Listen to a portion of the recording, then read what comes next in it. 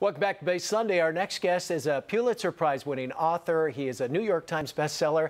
He loves to write. He just finished his 38th book. It's a hilarious novel called Insane City.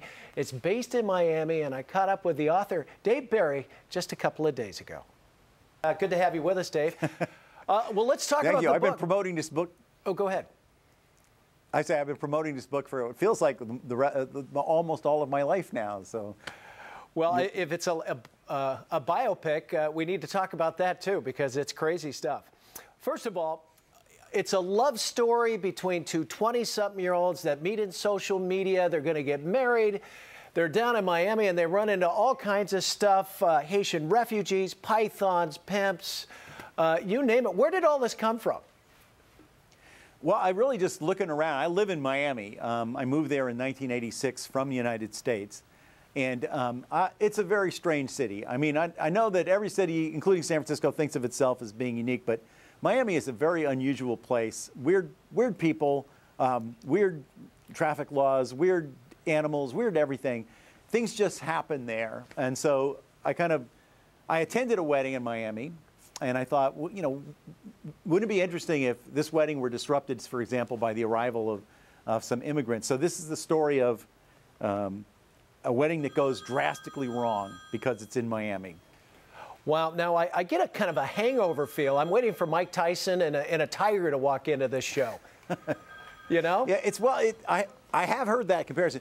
And I'm honored. I mean, that was a very, very funny movie.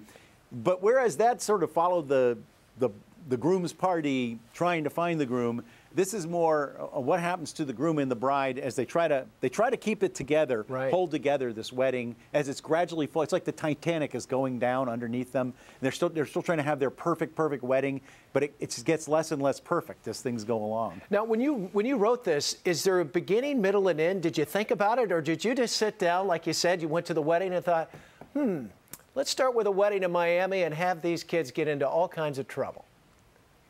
Well, I had an ending in mind. I thought the dilemma was I wanted to create a situation. The groom, who has never cared about anything, he's just a slacker guy. It's the bride who's really the type A driver of the train.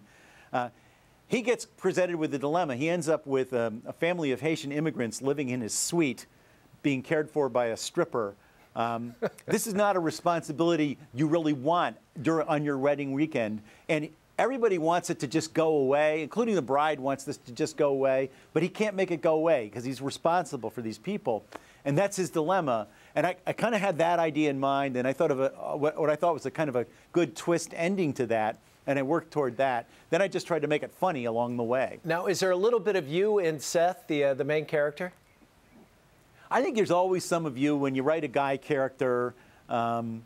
Yeah, but more than really, there are other characters in the book who are more me. There's a long scene where one of Seth's best man ingests medical marijuana brownies by mistake with one of the wedding guests, and the conversation they have as a result of this is definitely comes from my memories of the 60s, well, if you know what I mean. Oh, absolutely. Now, you think of all the movies that have made just buku bucks at the box office, Wedding Crashers, The Hangover, Bridesmaids. Insane City sounds like it might be a pretty good script for something like that. Is that something in the offing? Well, it might happen, or might work against it. You know, they'll say, well, that's already been done. We've done, you know, like in my mind, the plot is very different from all those. But I think in Hollywood's mind, the way they look at it is, well, it's another wedding movie, so no. You don't know, is, I guess, really the answer. It would be great. I'd love it. You always want, you know, it would think great if they make it into a movie. The other thing is, though, if they buy your book and make it into a movie, you don't really know how it's going to end up. This could end up being about, like, the Civil War. You know? That's true, but you never know. Nobody knows nothing.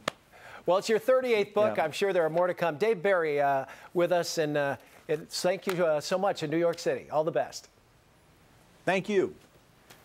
And if you'd like to get your copy of Insane City, log on to davebarry.com. Highly recommend it. It is funny. Back, more Base Sunday when we come back. Stay right there.